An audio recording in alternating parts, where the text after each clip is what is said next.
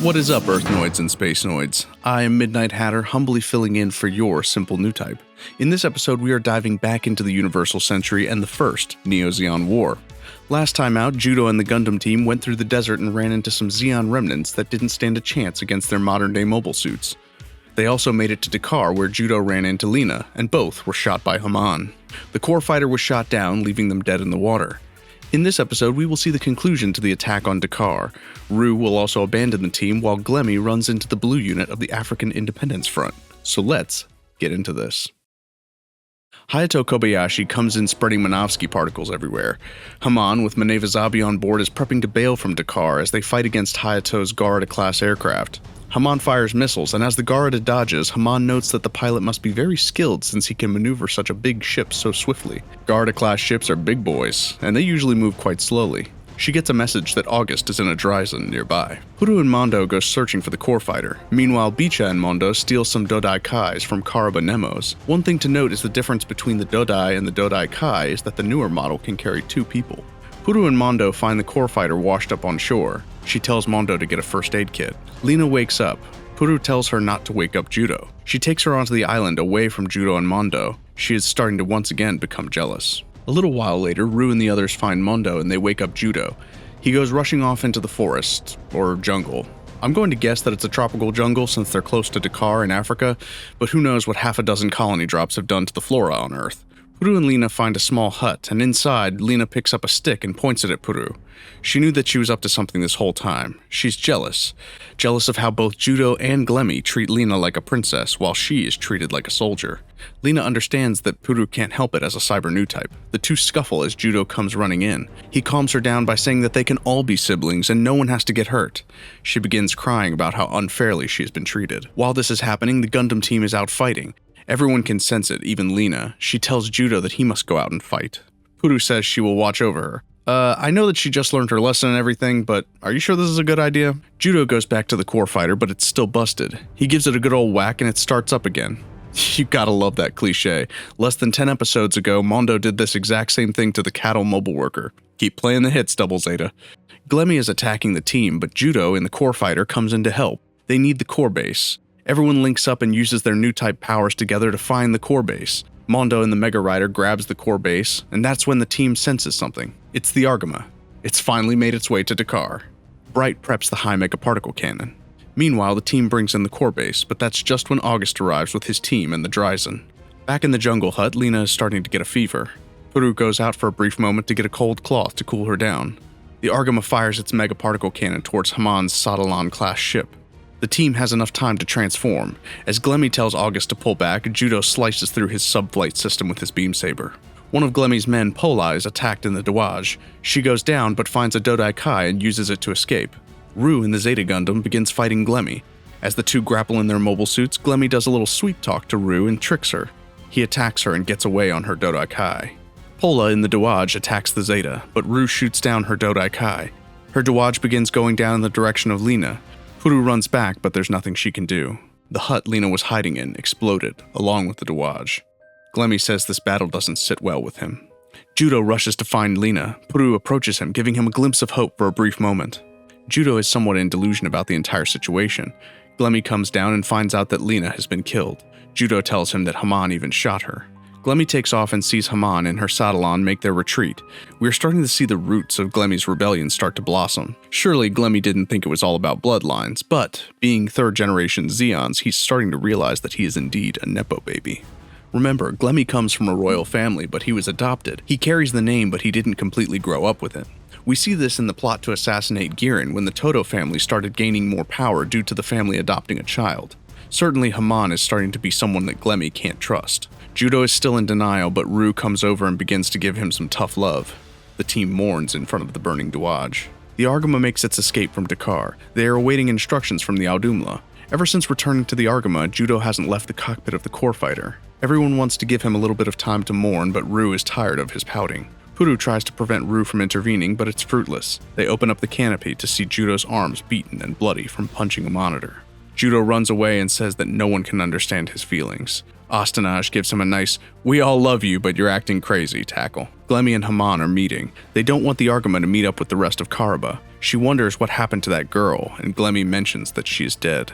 Haman plans on seizing control of the remaining Titans facilities while she orders Glemy to handle Karaba. She reminds him of his bloodline. Back on Glemy's Endra-class ship, the Sandra, Glemy is talking with August. August will go down with the Dryzen team, and Glemy will follow in his Bawu and attack the city of El Golea, which is presumed to be Karaba's base of operations. Unlike Glemy, August is a relatively no-nonsense person when it comes to getting the job done. He heads out with the Dryzen team. Bicha and Mondo start getting passive-aggressive towards Roux. After she calls them out, the two get directly aggressive for being so mean to Judo earlier. Also, can I just say that everyone in the past few episodes is going all out on the fashion. While Bright passively mentions that they should probably be treating Puru like a prisoner, the red alert goes up on the Argama. Ino tries to get everyone into the hangar to stop fighting and focus on the approaching enemy. Roux says screw this and goes AWOL in the core fighter. Bright orders Judo and Ino to head towards the Karaba base, while Bicha and Mondo go after Roux. Judo flashes back to Puru, telling him that Roux might be right about not wallowing in self-doubt. Roux runs into the Dryzen team. August heads on to the Karaba base while Glemy takes on Roux. Bicha in the Hyakushiki and Mondo in the Mark II try to use Roux as bait. Glemy in the Bawu transforms as Bicha rubs Roux in Glemy's face. Literally. Bicha, of all people, takes out Glemy's Bawu with his beam saber. Glemy was able to jump out in time and survive. Roux also bails. Judo and Ino make it to El Golea after the Dryzen team starts their attack. Judo remembers Puru's words and it ignites his will to fight once again. The Dryzens run away, but the town is on fire. The Argama team helps out El Golea. Meanwhile, in the desert, Glemy has been abandoned by August and the Dryzen team. He's been left on his own to die. Judo finds out that Bicha and Mondo started shit with Roux, ultimately because she gave him such a hard time. Judo puts the burden of Roux's leaving on himself. Roux hides the core fighter and heads out on foot. Glemy is also wandering through the desert. He wonders how Haman even came into power. He reflects on a leader that he still admires, Zeon Zumdaikum. Meanwhile, we see a Zaku tanker carrying a Gelgoog, a Desert Zaku, and an Izak. The Zaku tanker is a transport vehicle that runs on caterpillar treads and has a Zaku head on the front. This was deployed mainly in Africa. It has a 9-tube missile launcher and a twin cannon. The RMS-119 Ewak Zak, better known as the Izak, is a mass-produced recon variant of the Hyzak that was originally made during the Grips conflict. The biggest change between this unit and the standard Hyzak is the giant radar attachment on its head. This unit can spot enemies on the radar without giving away its location, unless of course you're looking at it from the top down. The Izak is mainly used during pre- or post-battle and collects all of its data in data pods. If the enemy is ever compromised, it backs up 4 different copies and jettisons the data out in various directions in the hopes that no data is suppressed. It is also equipped with the updated Zaku Kai 120mm machine gun, a shield, and a beam saber. Roux has made it to the closest town, but they won't let her in without ID. She pretends that one of the men is her boyfriend, and he plays along. Unfortunately for her, he is now in love with her. His name is June Cock. Oh, jeez.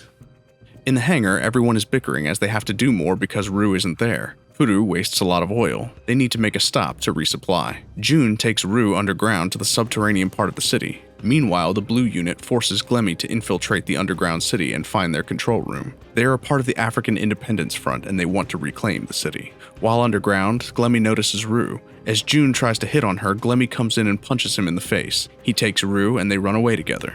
Back with the Blue Unit, the Izak can find enemies approaching their location. This happens to be Judo, Ino, and Puru. The Blue Unit begins attacking them.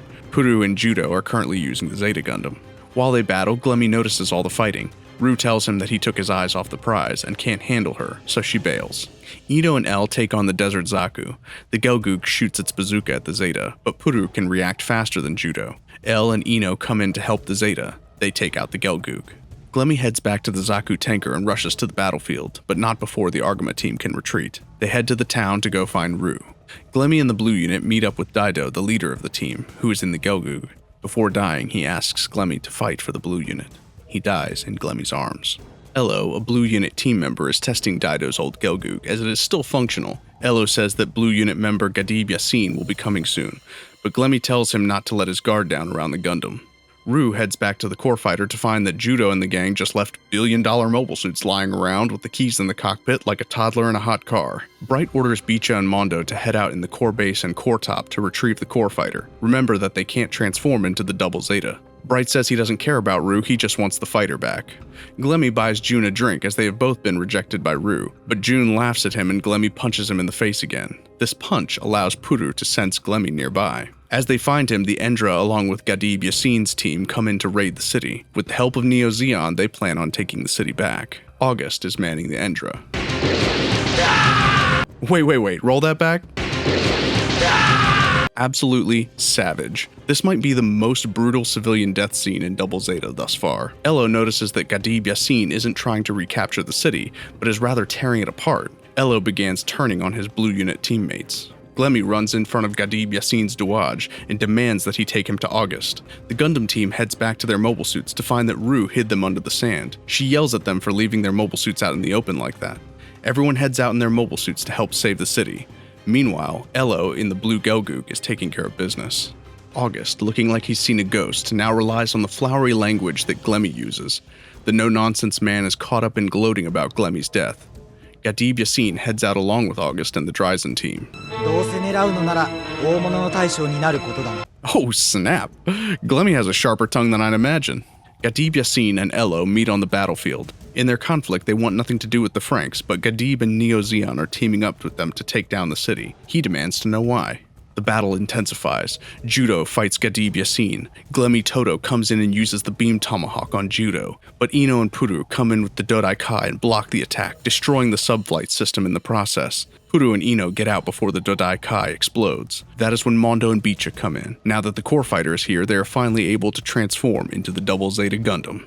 Roux in the Double Zeta goes in and attacks Glemy, but Elo pushes him and takes all of the attack, sacrificing himself in the process. Gadib Yassin rushes Roux, but she destroys his douage with the double beam rifle. Glemy retreats, unable to avenge Dido. Meanwhile, the city is destroyed, but June is drinking while pondering on war. He thinks about Roux. And that will just about do it for this episode. We are finally seeing the shift in Glemy from Neo Zeon loyalist to starting his rebellion.